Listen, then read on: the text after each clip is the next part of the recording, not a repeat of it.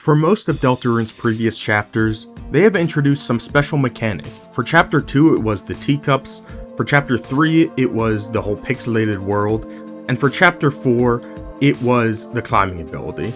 But none of these special mechanics have fascinated me as much as Chapter 5's new mechanic.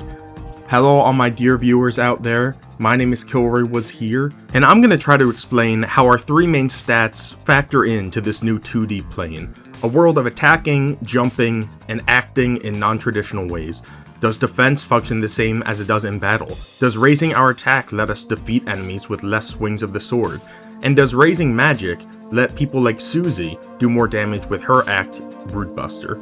I wanted to look into the defensive stats first. So here we have Chris with 8 defense, we have Susie with 4, and we have Rouse with 11.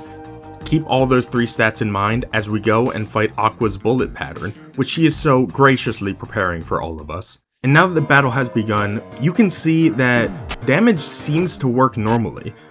Rouse takes 3 points less damage than Chris, who takes 4 points less damage than Susie, perfectly aligning with their defense stats and the differences between them. Thank you for your input, Rouse. I'm trying to get hit here. But yeah, it seems like defense works normally. 1 point of defense gives you 1 less HP loss, but it gets a bit more complicated than just that. I have now set everyone's defense to 1. You know, I would have set them all to 0, but Susie, being the person she is, doesn't let me remove all of her equipment, so 1 it is. Thanks, Susie. But I did all this for a specific reason. 1, it lets us see that yeah, defense is working fine, we all take the same damage, but also so we can take more damage and get close to death. When Rouse is 1 hit away from fainting, he doesn't. He takes 22 damage instead and stays alive at 1. The same thing happens to Chris. It is impossible for any character to go down in this battle mode. And more than that, you can't die until everyone is down to 1 HP. Susie just lived, and now is the only time we're able to die. This may not be news to all of you, but it's news to me, because I never found this mode hard enough to where I would be dying, and this additional backstep makes it so that you won't die until everyone is truly on their last legs. Because of this, if you're only preparing for a fight in this mode, leave Chris and Rouse alone and give all your defense to Susie. She always has the most HP, so she will always be the last one to die. And you can have Chris and Rouse on their last legs, and Susie be the tank carrying your team for 5 or 6 more hits after they've gone down. Take advantage of this near-death mechanic, and you'll live way more hits than if you didn't know anything about it before. And I was truly gonna end the defense section there, but then I experimented with Chris and Susie with 2 defense and Rouse with 14, and you know what happened when I fought the bullet pattern? They took different damage. Chris and Susie both have 2 defense in this footage right here, but Susie is taking 4 more damage than Chris. And I have no idea why. None of the equipment seemed to have any special effects that would cause Susie to take more damage. I had just proven through experimentation that defense usually works by just giving you 1 point more or less damage based on the stat. So I'm gonna move on, okay? I don't understand. And now that I'm properly confused with defense, let's go over attack. The attack values that I show on screen here aren't really that important. They're pretty standard with Black Shard on Chris.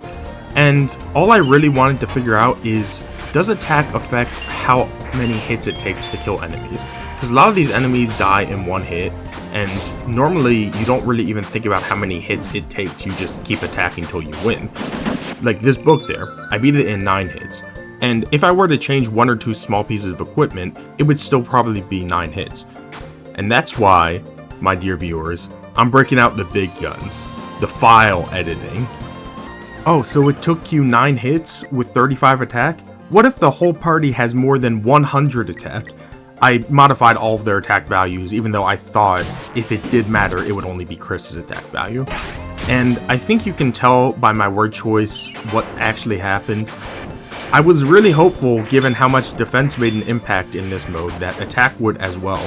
And yet, with more than 100 attack compared to the 35 before, it still took 9 hits to take down 1 book. So, no, changing your attack stat does not make any battles faster in this mode. And that's a good thing for those who don't have good equipment and are running maybe low equipment or no new equipment runs. But it's a bad thing for all of us who want to play the game normally, especially people who want to speedrun this game. But oh well, we've tested out attack, we've tested out defense, why not test out magic at this point? The only other way you can deal damage in this mode is with Susie's Act. She has 5 magic, she has 40 attack.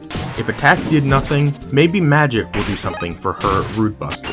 That was my thought, and given that, I have this same book test dummy, and I used nothing but Susie's Axe to try and defeat it. And using nothing but Susie's attack, it took 3 busters to beat this book. So, if the busters are also independent of a magic stat, then that means they will deal 3 times Chris's sword attacks, which is good information to know, but I still wanted to test it out with a massive boost in Susie's magic stat to see if it could kill the book faster. And since this was my last hurrah, forget just Susie, forget just magic, everyone has over 100 attack and magic stats, and Susie has Jevel's Tail on, which she's always had on. And with all this power, what do you think happened, my dear viewers? Do you think we finally got the one-shot kill versus this book? Because we didn't.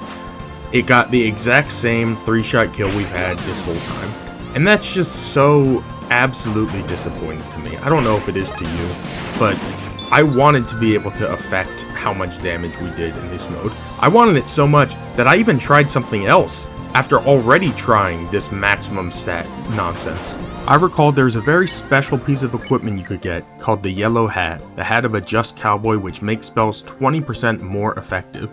And what we're doing in this 2D side-scroller mode with Susie is definitely casting a spell. We're casting a buster, the game says so, and I figured there was a shot that this hat would be the difference maker. Because when it comes down to stats, sometimes they're just not addressed in code, but special secondary effects are. Toby Fox does this a lot too with special pieces of equipment. And yet, as you are seeing on screen right now, my dear viewer, it took the same 3 hits it always took to beat this book. And as Ralsei continues yapping right after the fact, it makes me sad. I always wish that these modes would have a bit more interactivity with the RPG elements that Toby Fox put into this video game. You have all these cool niche effects you've added. You can use the Devil's Knife on Susie, and in battle that'll let you cast Root Buster with less TP. So maybe in a mode like this you could make it so that she can cast Root Buster faster and the recharge time gets slower. But I'm not making this game, and I am not Toby Fox. I never could imagine being someone as talented as that man. So all I'm saying here is that this mode is really cool, and I'm glad I was able to learn exactly how it works, and I hope you all enjoyed me sharing that information with you. If you liked this video, please subscribe to Kilroy Was Here, and please have a great day, everyone.